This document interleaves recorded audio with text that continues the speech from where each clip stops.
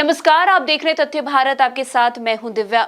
11 साल पहले आशाराम बापू को गिरफ्तार किया गया था। वो एक दिन था और आज का दिन है। पिछले 11 सालों से आशाराम बापू जेल में ही है। वहीं जोधपुर और अहमदाबाद दोनों ही केस में 86 साल के आशाराम को आजीवन कठोर कारावास की सजा सुनाई गई है। इसको लेकर प्रसिद्ध न्यायविदों और अनेक संतों ने इन नियमों को भारतीय न्याय व्यवस्था की ऐतिहासिक भूल कहा है। इसको लेकर अनेक संतों ने प्रेस कॉन्फ्रेंस किया है। वो क्या कुछ कह रहे हैं, पहले वो सुनिए। लगातार 10 वर्षों से बापू जी साथ अन्याय हो रहा है और इस अन्याय के विरोध में हम लोग जो है इकट्ठे हुए हैं कि बापू जी को न्याय मिलना चाहिए। मनुष्य माने मानवता का धर्म है कि जो है किसी को भी कैदी हो जाए कोई जो उसको जो है इलाज के लिए सुविधा मिलना चाहिए, वो भी माने बापू जी को नहीं मिल रही है। इसके लिए ये प्रेस कॉन्फ्रेंस दी गई, लोगों को जगाने के लिए, ताकि लोग बाग हमारे साथ जुड़े। मगर आशाराम बापू को कुछ लोग गलत समझते हैं, उनके लिए क्या आपके कुछ संदेश है? देखो, मीडिया ने ज़्यादा फैलाया भाई, इसमें बुरी बात मानने की नहीं है। वास्तव में जो है सारा दुष्प्रचार जो हुआ है उसके कारण बापू जी के लोग जो दोषी मानते हैं। मगर हम लोग क्योंकि बापू जी के साथ रहने वाले लोग हैं, हम जानते हैं कि बापू जी सच्चाई क्या है। सही किया। इसलिए बापू जी को 11 वर्षों से अभी तक जेल में है, अभी तक पैरोल पे भी नहीं आए हैं, तो इसका क्या कारण है? इसी से पता चलता है कि षड्यंत्र है।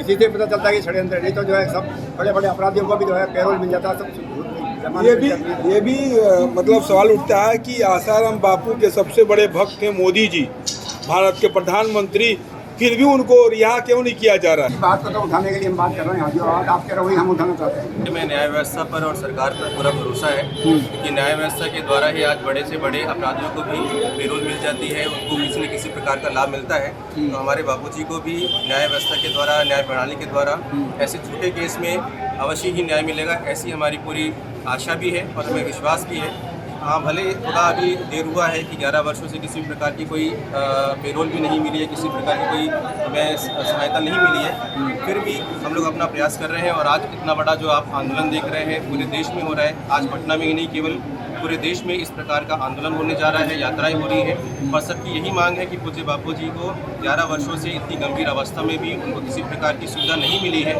आज जोधपुर जो एम्स है उसने ये चीज़ डिक्लेयर की है कि बापू जी को 3 ब्लॉकेज है, उसके बाद भी बापूजी को अभी तक पैरोल नहीं मिली है।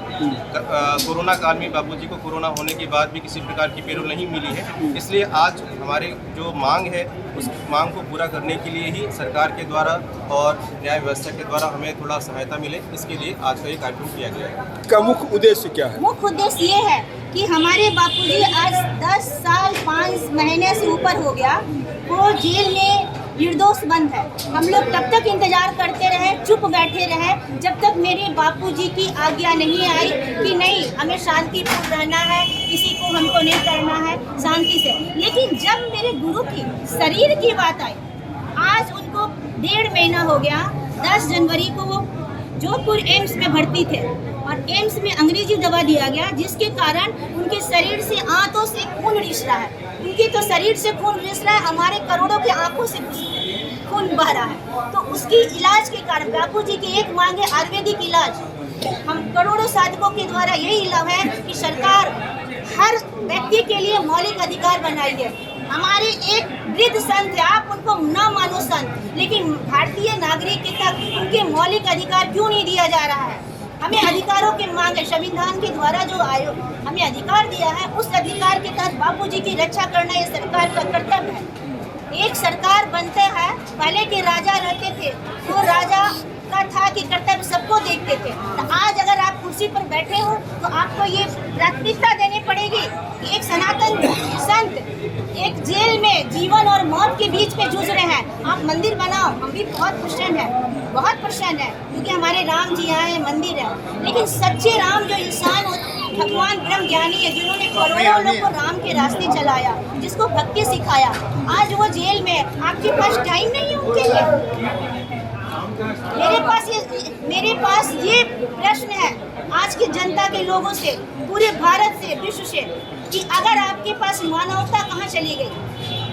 आप बापूजी को ब्रह्म ज्ञानी संत ना मानो, लेकिन एक मानव वृद्ध संत है, वृद्ध व्यक्ति के लिए तो आपके आम जनता के हक में तो ये नहीं है कि बापूजी को रिहा कर दे, सरकार के हक में है। सरकार क्या चाहती है वो तो सरकार ही बताएगी ना। नहीं, आप लोग आवाज उठा, क्योंकि मीडिया बहुत बड़ी लोकतंत्र में सबसे पहला क्या है, सरकार है, मीडिया भी है और न्यायपालिका, तीन होते हैं ना, तीन, चौथा स्तंभ है मीडिया का। लेकिन आजकल एक आंख बंद कर ले, एक नाक बंद कर ले, मुंह भी बंद कर ले, तो हम कहाँ तक आवाज सुनाएं? अब की बात जो है सरकार तक पहुंचेगी कि बापूजी को जल्द से जल्द रिहा किया जाए। आयुर्वेदिक इलाज उन्हें सर्वप्रथम उन्हें किया जाए और फिर उन्हें ससम्मान रिहा करने के लिए जो प्रोसेस है हाई कोर्ट के द्वारा, वो हमारी सुनवाई 6 साल पहले से दिया हुआ अपील किया हुआ, उसकी सुनवाई नहीं हो रही है। जल्दी सुनवाई, तो हमारी सुनवाई जल्दी हो ताकि मेरे बापूजी ससम्मान रिहाई हो।